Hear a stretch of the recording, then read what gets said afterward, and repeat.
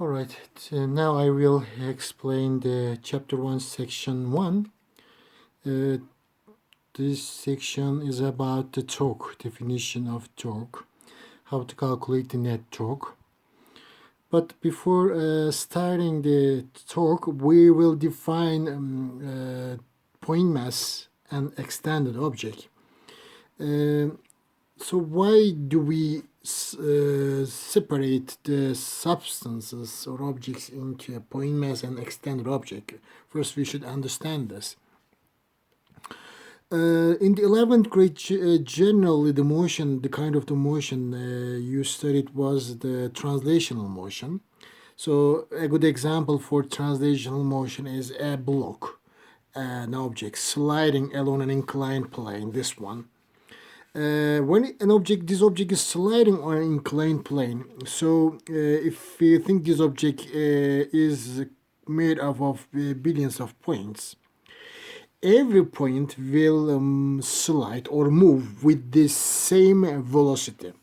So their direction of the motions will be the same, magnitude of the velocity will be the same. So then, instead of defining all these velocity of all these points, just defining the one point, motion of just one single point is enough to define the motion of every single point on this object. Then we are going to treat this block, which is sliding along inclined plane, as a point mass because it's trading just like a point. So describing the motion of a single point, which is generally the central mass, also defines the motion of every point of the block. So the motion of the central mass of the block describes the motion of the block as a whole. That's why this block, this object, this substance is treated as a point mass. And in translational motion, it can be linear or non-linear. In translational motion, an object is studied.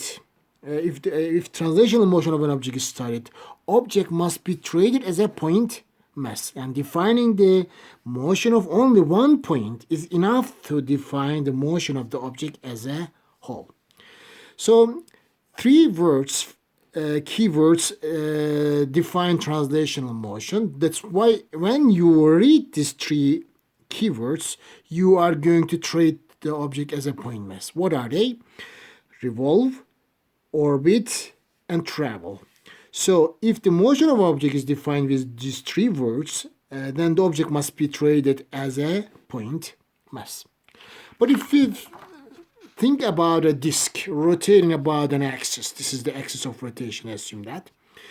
Every point on the disk is not moving with the same velocity because direction of the motion of every single point is different, even their speeds are different. So remember, in chapter 1 section 2 we learned that the point closer to the axis of rotation is moving with a smaller speed. The one which is close at the rim is a greater speed. Even directions are different. So then we cannot say that if I define just one single point on this disk, I can define the motion of other points. So we cannot say that. So in rotational motion of an object, the velocity of every single point is different. Describing the motion of one single point does not define the motion of other parts or other points. Thus, the motion of every point must be described individually. So then, you are going to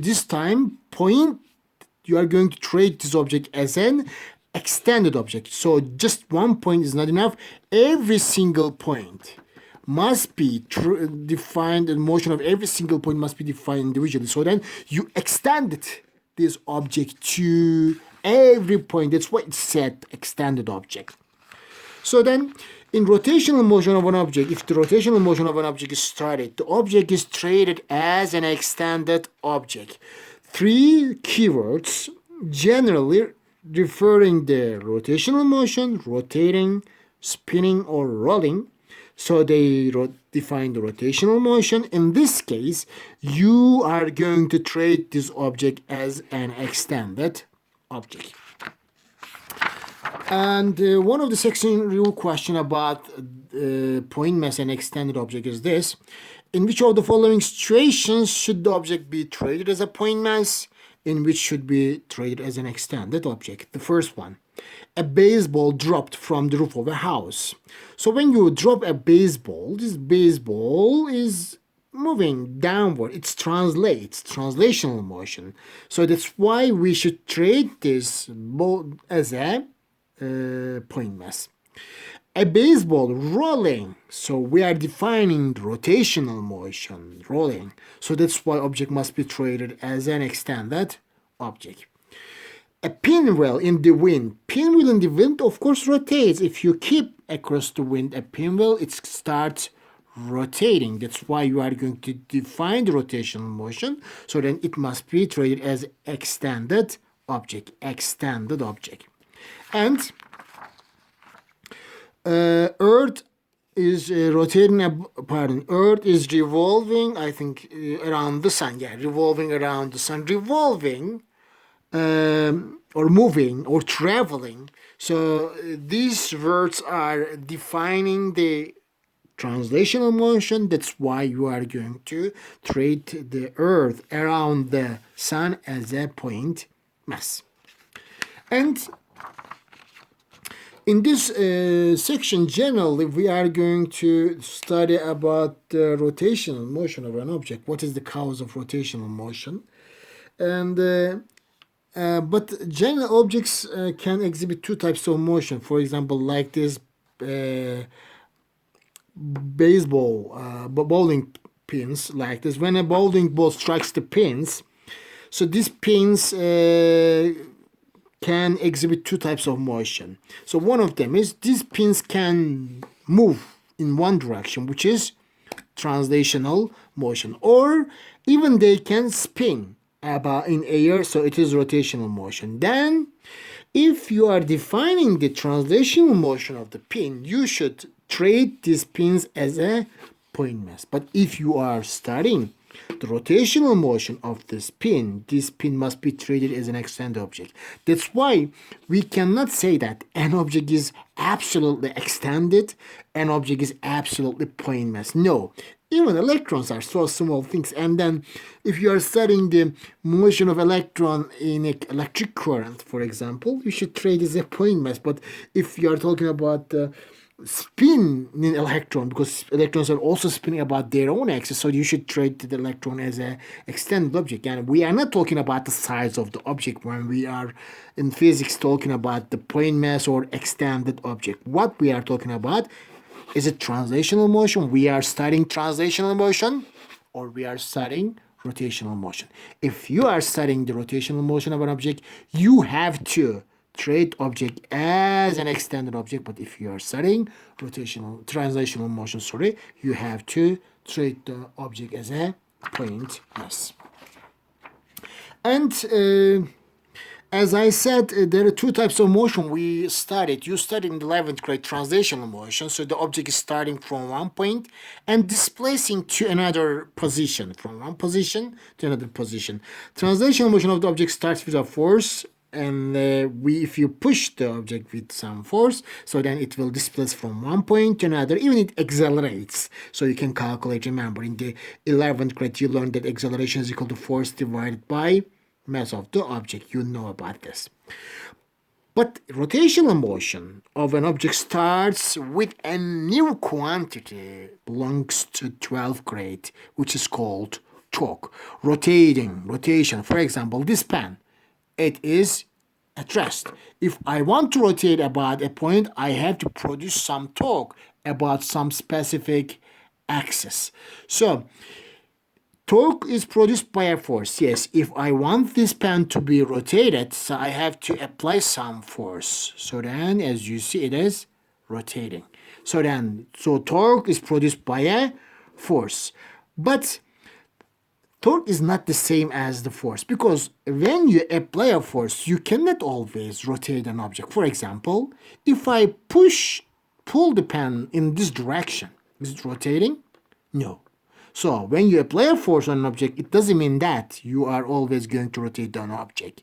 So then there is some force is able to rotate an object, but some unable to rotate an object. That's why torque is defined as a quantity Torque is a quantity that measures the ability of a force to rotate an object. Ability of a force to rotate an object around an axis, which means, yes, some forces can rotate an object, which means produces torque, but some forces cannot rotate an object, which cannot produce a torque. If a force is able to rotate an object, we say that it produces torque. But if a force unable to rotate an object, so it does not produce a torque. Two good examples for this.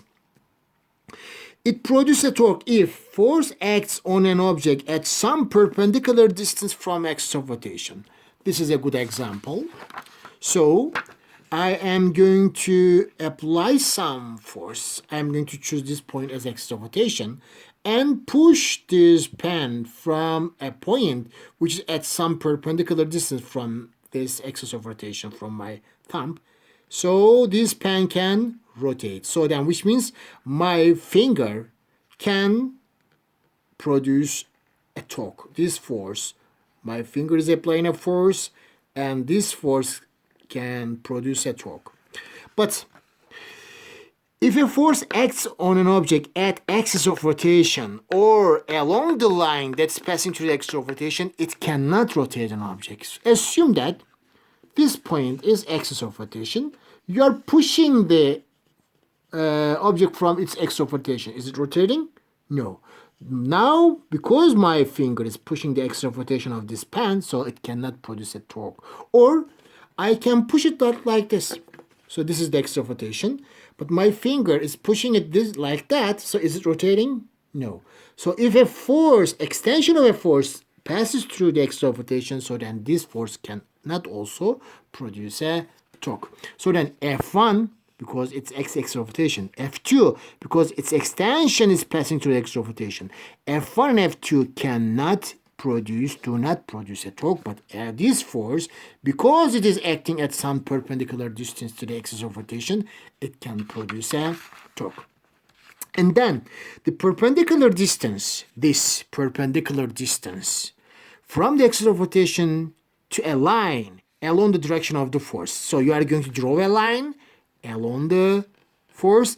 That perpendicular distance to this line is defined as lever arm or moment arm. Then we know that to produce a torque, yes, we need a force. A force must act on an object, but not enough. There must be also a lever arm or a moment arm. Yani there must be a perpendicular distance to the axis of rotation. From force to axis of rotation, there must be a perpendicular distance.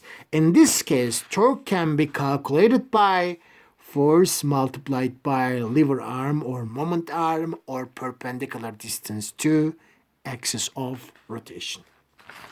And then we will calculate now magnitude of the torque.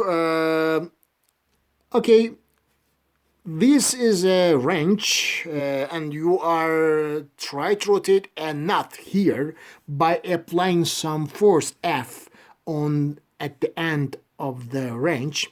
If a force acts at the end of the wrench by an angle of theta, as you see this angle is theta. Why?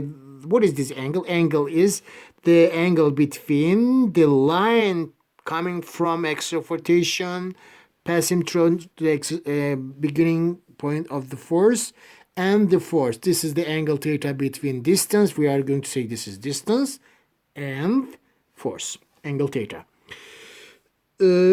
The angle theta is the angle between the force and distance from the axis. So you are going to draw first the distance line, which is passing through the application point of the force and the axis of rotation. Oh, so this is distance line. Theta will be angle between the force and distance line. And the distance line. D sine theta is the lever arm or moment arm. Okay, now look at here.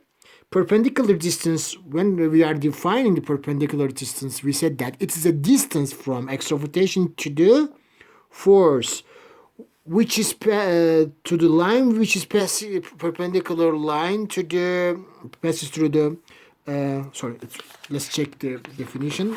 It says that It is the perpendicular distance d from the axis of rotation to a line along the direction of the force. So we are going to first draw a line along the direction of the force, and after that draw a line which is perpendicular to this line. So that is the lever arm. So this is lever arm here, d sine theta. Why? Because if this is d, this is a right angle triangle, so the lever arm is the opposite side of this angle theta. So d sine theta is the lever arm or moment arm of this range. Then we can calculate the magnitude of the torque, because we know torque is equal to force multiplied by lever arm. Force is F. Lever arm is d sine theta. So this is the general equation of torque, which is Ft sine theta. F is the force, d is the distance from force to axis of rotation, theta is the angle between the force and distance line. According to this equation, three quantities determines how big a torque is: force, distance, and theta. Of course, if you make a torque greater, torque increases. Force greater, torque increases. So the greater the force, the greater the torque. Like this. If I push with a smaller force, torque becomes small. But if you push a big force, torque becomes great. So that's why, so greater torque will produce a greater force will produce a greater torque. Here is a diagram. F, 2F, 3F forces are acting over the same distance. All are acting perpendicular to the distance. So that's why 3F will produce greatest torque, most torque, because torque here will be 3Ft. Torque here will be 2F times T, but torque here will be F times D. Longer the distance, yes, directly proportional. Longer the distance from the axis of rotation, the greater the torque. So then if D is big, the greater, torque is greater. So if a force acts to the axis of rotation, remember D is 0, torque is 0. Now here, distance from axis of rotation to the force is D over 2. Distance from axis of rotation to the force is D. Of course, this force produces a torque F times T, but this force produces a torque F times D over 2. This produces a torque 0. So longer distance to the axis of rotation, so the more torque you produce. And of course, angle. The closer the angle theta to 90 degree, the greater the torque. So here is the angle is 90 degree. So in this case, torque is maximum.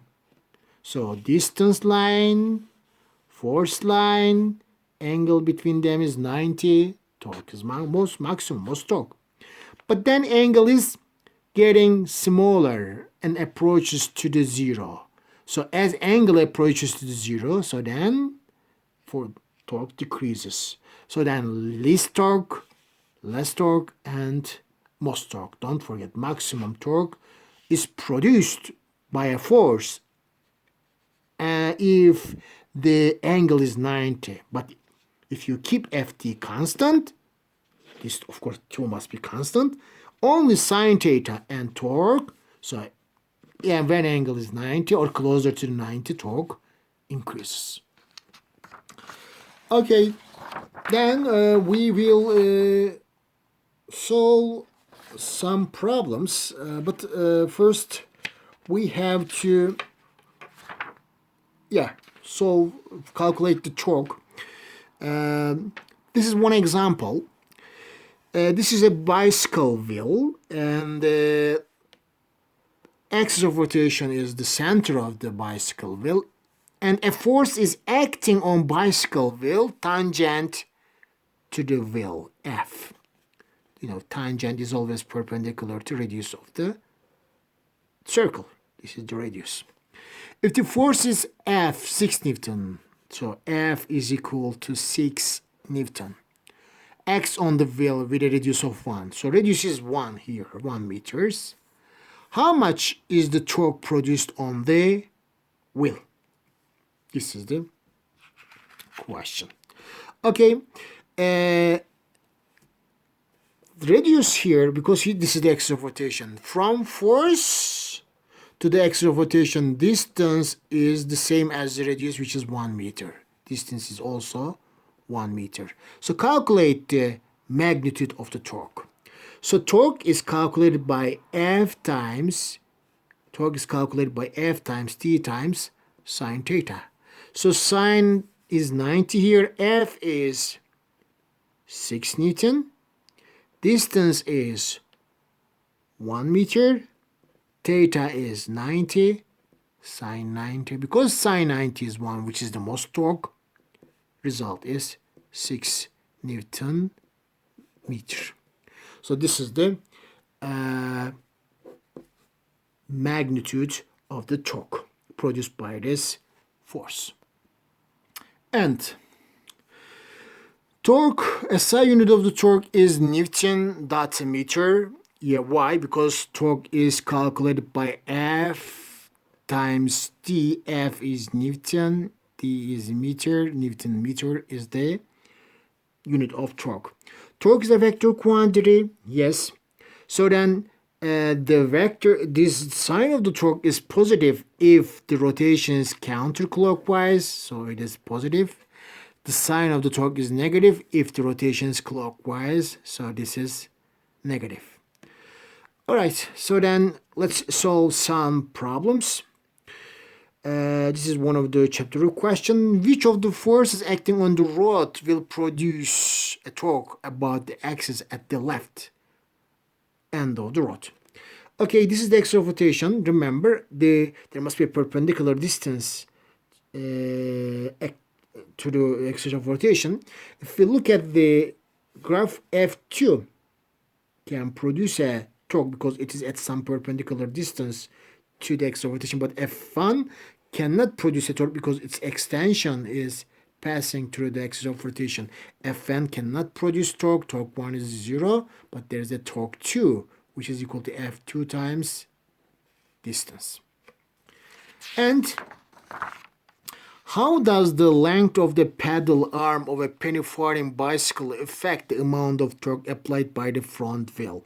So this is a penny farthing bicycle, then here is the pedal. So how does the length of the pedal arm affects the amount of torque? Questions that. And when somebody is riding this bicycle, they're pushing, pressing on this pedal like this. This pedal is some length from the axis of rotation, which is distance, and you are pushing with your leg. It's down. This is the force. So then this force produces a torque. But if you make this pedal longer, in this case, so when you apply a force, of course, the final distance, say that it's twice of the initial one, so then torque increases. So when you make the pedal longer and longer, because distance is increasing, distance to the axis of rotation from force is increasing, so then torque produced by the force increases. And practice problem 2a, we will solve a question about the torque. A simple pendulum consists of 3 kilogram point mass hanging at the end of 2 meter long string, light string. So then there is a light string. So then at the end of the string there is a mass which is 3 kilogram. And the length of the string is 2 meters, hanging from one end of the loop. That is connected to a pivot. Yes, this is the pivot point, which is there. About this point, this string can rotate, so it's going to be an axis of rotation. Calculate the magnitude of the torque. It's asking magnitude. Magnitude of a vector can never be zero by the time. It can never be negative, sorry. Calculate the magnitude of the torque due to the force of gravity. We are going to calculate the torque produced only for gravitational force, which is Fg. Remember, Fg is calculated by m times g. around this pivot point when the string makes an angle of 5 degrees with the vertical. So let's make this string an angle of 5 degrees with the vertical. So like this. This angle is going to be 5 degrees. Okay, in this case, of course, gravitational force always points down wherever the object is. So always gravitational force, which is mg, will be downward. Here also it's going to be vertical. So fg is going to be vertical again. But this is the distance, this is the force, pardon, this is the extra-rotation, this is the force, this is the length. And the distance from extra-rotation to force is the length is equal to distance d. And to determine the angle, we should draw a line that passes from the extra-rotation and application point of the force. This is distance line. So we are going to get the angle between force and this distance line, which is theta. It's also 5 degrees, the same after this angle, because vertical line, just one line. So these angles are same angles, equal angles. And then I am going to use definition of the torque, which is equal to F d sine theta. Because question is asking about the magnitude, you shouldn't worry about the sign of the torque, positive or negative, because magnitude is always positive. Just multiply and then find the answer. F is equal to mg, which is the gravitational force, times d times sine theta is your equation. M is 3 kilogram. G is 9.81. D is, which is 2 meters long from here to there, which is equal to length of the string, multiplied by sine angle is 5 degrees. So let's multiply them all.